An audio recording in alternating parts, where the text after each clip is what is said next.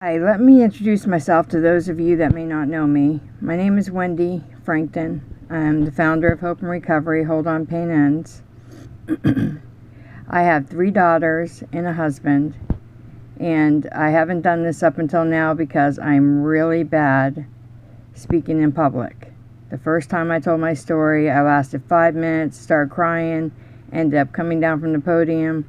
The second time I did a little better a year later, which was April 2nd, 2016, when I celebrated my 2 years. So I'm going to attempt to do it right now. I was the daughter of a cop and a housewife. My parents were really strict when I was growing up.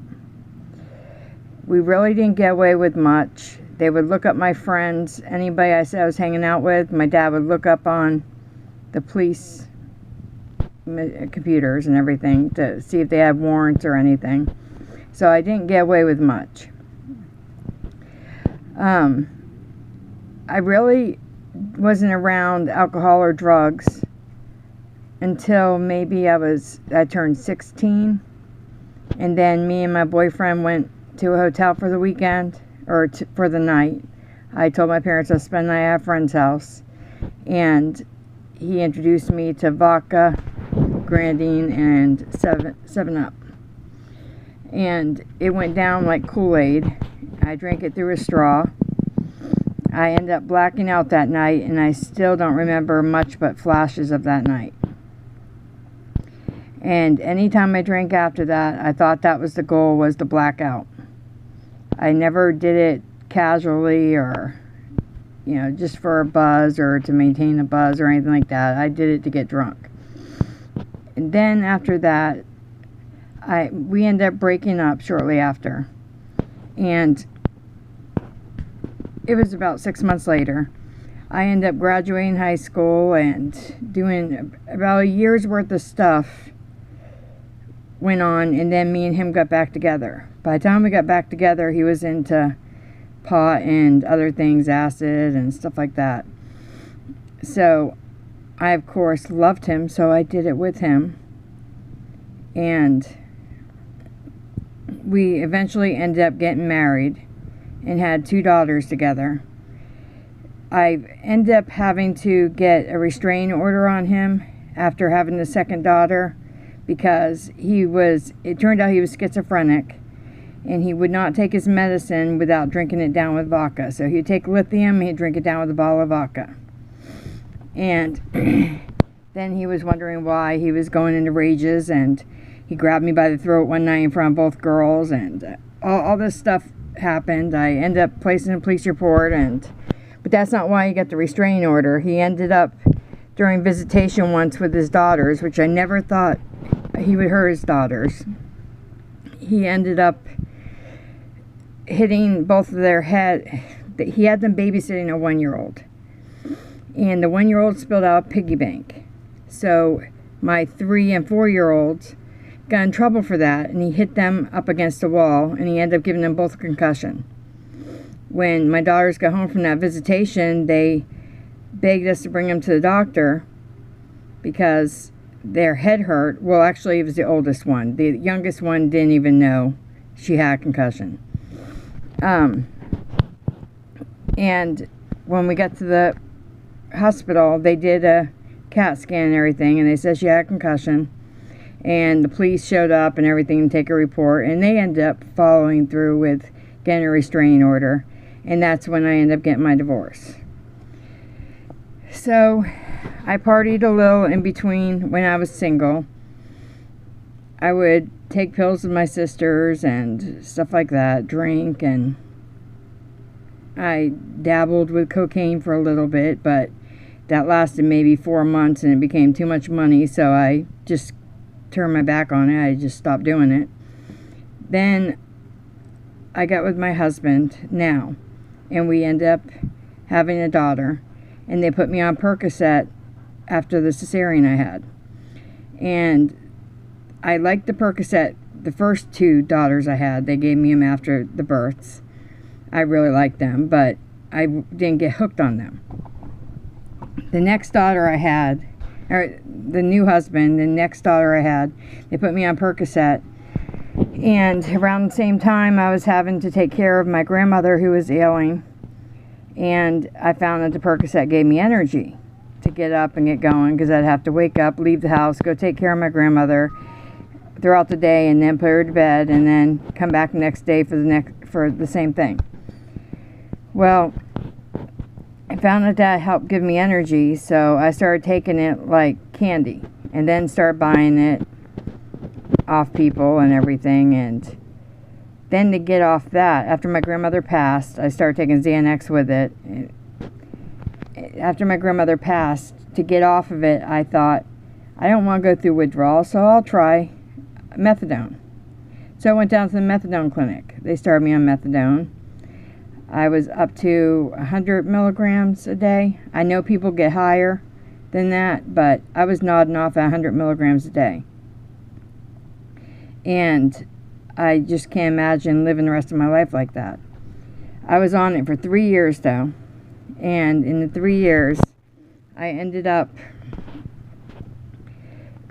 just tapering off myself. Rather than waiting for the methadone clinic to taper me off, I brought my take-homes home and gave myself half a dose, and then down to a quarter of a dose, and then less than that. And then I was fine. For about a month, I was fine. Well, during this time, my one of my sisters was doing pretty bad, and she didn't like the fact that I wasn't partying or anything anymore, and I wasn't nodding off, and I don't know really what she didn't like about it, but she called me over and told me she had a surprise for me. I showed up for this surprise, and it turned out it was crack. Well, at first I didn't smoke it right. I didn't know how to smoke it. So when I inhaled, I got yelled at that I was wasting it, and that they might as well not even give it to me, and all.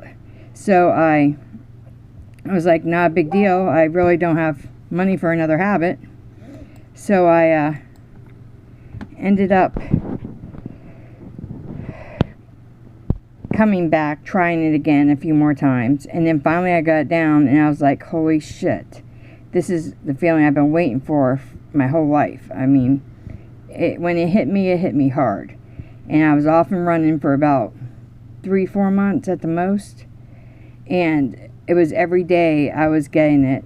I didn't have to steal for it. I didn't have to do any sexual favors or anything like that for it. I was driving dealers around and bringing them to deliver their drugs, or delivering it for them. That's how I was getting mine. And so I lucked out that way. I know some people didn't have that opportunity. But then my husband ended up finding out, and he ended up kicking me out of the house. Well, I showed up one night refusing to give up, and he had the kids gone. He ended up pulling the battery cables from my car and taking the tag off my car and turned my phone off. So I had nowhere to go, no one to call. I had no way to call anybody. And so I ended up having a bottle of pills in my car. It was just visceral, but it was half a bottle of it, and I ended up swallowing it down. And I woke up around 4 hours later, 3 hours later maybe, to my mom, my dad, and my brother and my husband standing over me, and they were crying. And I woke up and I told them I need help. So I went from there to detox. Luckily, the hospital took me right in. I didn't have to say any lines to them. I just told them how I felt and what was going on. And they put me right in their detox. And I went right from there to rehab. Well, during rehab, I didn't use. I was doing really good the whole time. But I knew my run wasn't over. I craved it too much. I kept thinking about when I get out of here, who am I going to call, all that stuff. So when I got out, the first weekend I was out of rehab, I graduated and everything, I hung out with a few people from the rehab that had already left. And one of them I was warned about. And we ended up getting some crack that weekend. And I relapsed then, which had been 5 months at that point that I hadn't used. And then shortly after that, I wasn't using every day or anything, but the fact that I was using at all bothers me, because when I was in rehab, I was like, well, I'm not as bad as these people because I've never been arrested. I've never done this. I've never done that. Not that I've never been arrested before, but never arrested for drugs. And shortly after I relapsed, I ended up getting pulled over and had paraphernalia in my car. So I ended up getting arrested for paraphernalia with my 3 kids in the car. A cop pulled me over and found old paraphernalia. It was something that couldn't even be used, but it tested positive for cocaine, so they took me to jail. And the cop was swearing to my brother that he saw me smoking it in front of my kids. And my brother said to him, there's no way those 2 older girls in there would turn my sister in a heartbeat if that was true. So luckily my family knew, and my brother said, and I've seen her high, she is not high. So I didn't have to worry about convincing them. I did have to convince my husband, because he didn't know what I was capable of at this point, because he didn't even know I was using again. And it took me forever to get him to bail me out and everything, but he did, and we worked through it. And shortly after that, my sister showed up at my mother's house and asked me to ride with her to the tire place. She had to get her tire fixed or something. When we got in the car, she had a 20-piece. And she's like, this is for you. Now, I know I should have been strong and said no, but it was bought for me, and I didn't want it to go to waste. So I smoked it, and that's the last time I've smoked, because as soon as I got home, I knew I got away with it. I ended up telling on myself, which ended up putting a rift between me and my sister, because we were like, we'll never throw each other under the bus. So she thought I told on her. She didn't realize I was telling on myself, so I wouldn't keep getting away with this stuff. And so she wasn't speaking to me. I couldn't speak with her, because every time I relapsed, pretty much, she was involved, except for the time after rehab. But she was involved, and I just couldn't be around it anymore. I couldn't subject myself to it. I knew I wasn't strong enough to say no at the time, so I just got away from her. And after that, that was in April of 2014. In September of 2014, my sister ended up overdosing and dying. She was my younger sister. She had just turned 34. Or she was getting ready to turn 35. She had tried getting in rehab herself. She went to the same detox I did. They didn't accept her. When she told them that if she kept using, she was going to end up killing herself, they ended up putting her in a psych ward, and she never got the help she needed. So it really upsets me that she ended up, because she kept telling me, maybe I'm not as bad as I think I am. Maybe I'm not as bad as you guys say I am, because if I was, why wouldn't these places be taking me?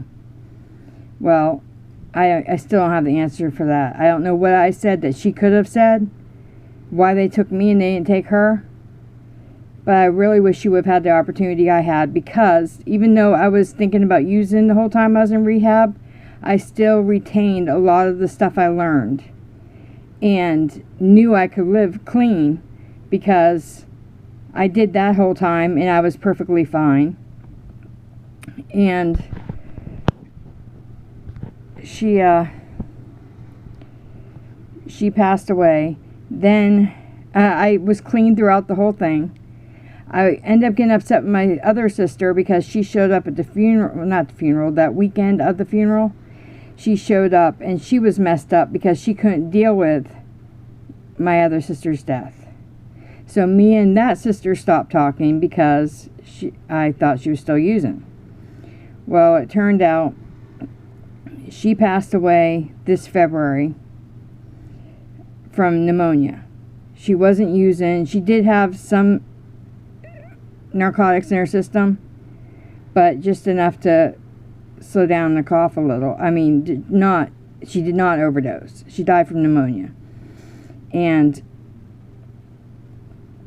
she left behind 2 sons who are messed up about it because they thought maybe it was an overdose too, because they weren't believing that she was clean, that she had cleaned up her act. And when they found out she could have just went to the doctor to get better, it really upset them because they felt like it was their fault. So I'm dealing a lot with my nephews, trying to help them out, trying to get them on the right track. Because the sister had died in February. Her son had started messing around with drugs right before she died, and that's why she came down to Florida, was to help take care of him. And when she got down here, she was already sick. I told her the week before she ended up passing that she needed to go to the hospital or to a doctor. When she told me her doctor was in North Carolina, she couldn't see anybody, I told her go to the ER. I said, you got to take care of yourself. And she really didn't realize she was as sick as she was.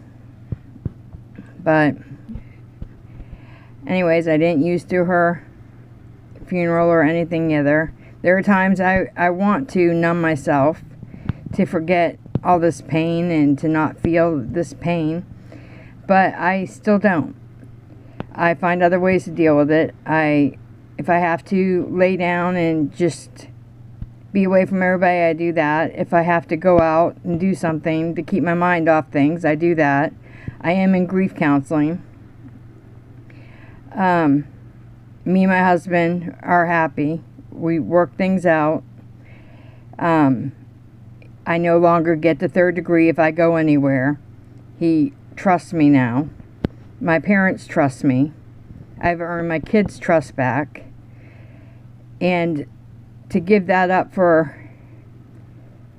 a few minutes of a high, or even a few hours, whatever the drug may be, it's not worth it to me, because I never thought I'd have all their trust back.